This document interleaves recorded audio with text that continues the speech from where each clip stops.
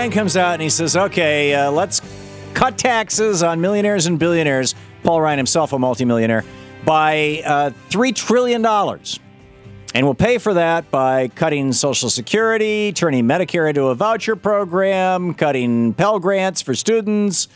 Let's just, right across the board. Anything that the middle class uses, screw them. They're not rich.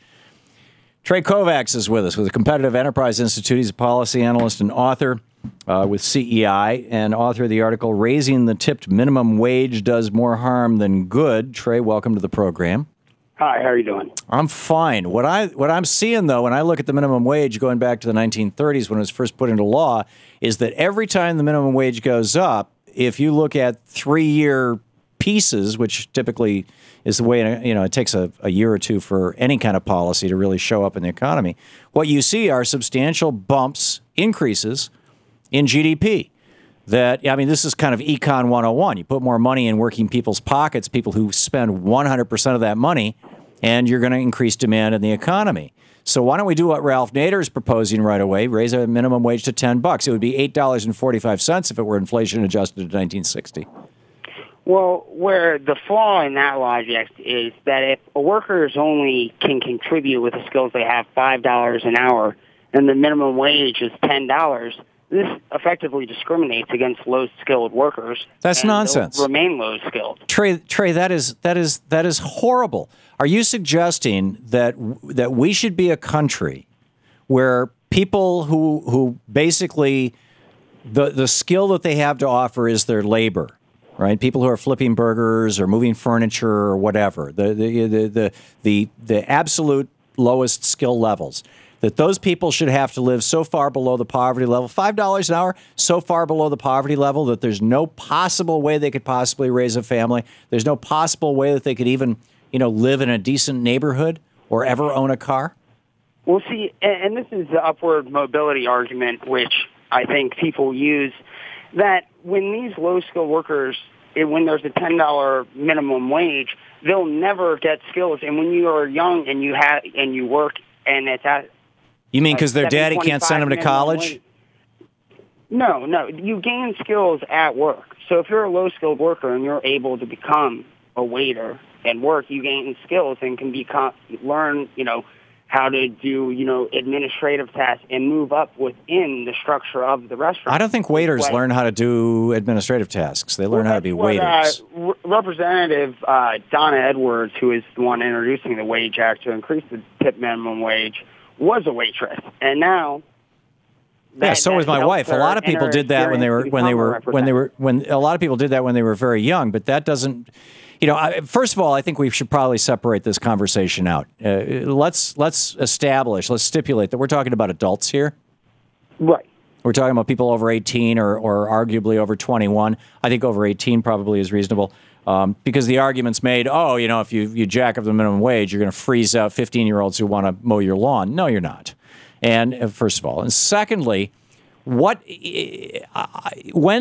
we allow a business to start in the United States, we give businesses, I shouldn't say them, I have one right here. It's this radio show. I get, as the owner of a small business, as an incorporated company, I get all kinds of benefits, tax benefits. I get limitations of liability. I think that's the issue right there. Hang on just a second. I get all these benefits from my government. And presumably I get those because they want me to be in business because it'll serve the public good. Now, if that's the case, shouldn't we say part of serving the public good, part of, one of the reasons why we're going to give all of these benefits to corporations is because they have to, at the very least, pay a reasonable minimum wage? Well, I would strongly oppose giving those types of benefits to corporations because I believe in taking tax money and giving it to a corporation, essentially a special interest, cannot be in the public good. So you don't think that I should be able to deduct the cost of my employees' salaries?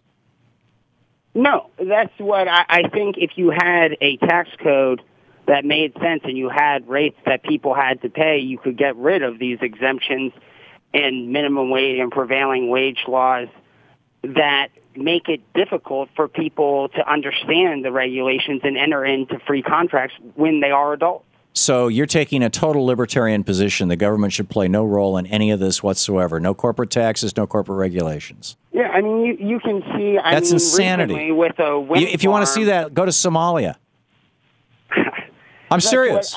Please name one country. Here, Trey, I will send you a case of autographed books. If you can name one country in the history of the world, and we've got 7,000 years of civilization and capitalism to draw on, one country in the history of the world that has successfully followed your Ayn Rand libertarian idea.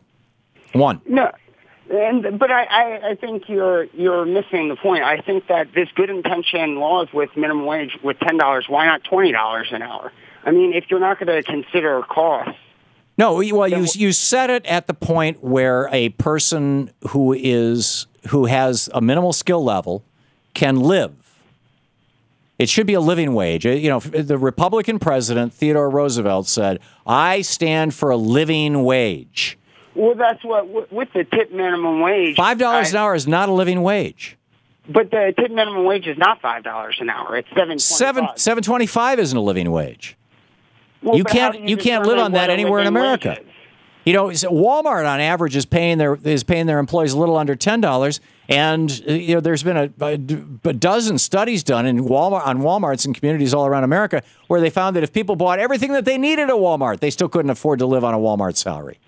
People have to go on public assistance. People work for Walmart, and they have to go on Medicaid because they don't have enough money to pay for their health bills. They have to get subsidized housing because they don't have enough money to pay their rent. They end up on food stamps because they're making so little. We should not be subsidizing Walmart.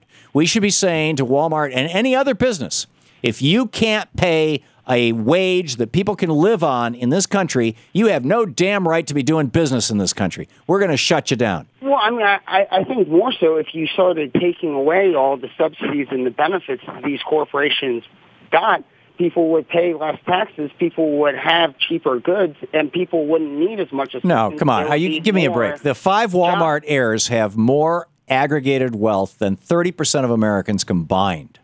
30% of Americans. 5 people. 100 million Americans, 5 people. Those 5 people have more wealth than that 100 million Americans, and it all came from Walmart. And you're telling me that if we simply did away with corporate income taxes on Walmart, that somehow it's going to reduce prices for all the rest of us and help us out? Nonsense. Those 5 Walton heirs are going to make more money. These energy guarantee loans, you stop giving all tax exemptions, you stop letting GE pay no corporate taxes every year, you would start getting revenue from corporations. So now you want GE to pay corporate taxes? Of course. I mean, I thought you were opposed to corporate taxes. If there's a corporate tax that they're supposed to pay and that there's a rate, I mean, there has to be tax. I'm not against government and against all taxes, but have a rate. If you're going to have a corporate tax rate at 35%. But that's got nothing to do with the minimum wage. Why can't we simply say, if you can't do business in this country at a living wage, you have no right to do business? Because I don't think it's the government's position to intervene. It's not the government, it's us. It absolutely is. Who enforces those contracts, Trey? The government, but that's why? And whose court system is used? And so it's our skin in the game. Should I not be able to work for $5 an hour if that's all the work I can find and I want $5 an hour? Should anyone be able to tell me I cannot do that? I think that somebody should be able to tell an employer. Yes, I think government should tell an employer, if you're going to try and hire people for $5 an hour, if you're going to create a race to the bottom, if you're going to incentivize, if we as a government are going to incentivize you to create a class of the working poor, we're not going to do that. If you take away the incentives for the corporations and you quit government intervention, then I think you're making the same argument that's made in favor of child labor. Well, Trey Kovacs, CEI.org. You can read Trey's piece over at CEI.org. Thanks, Trey.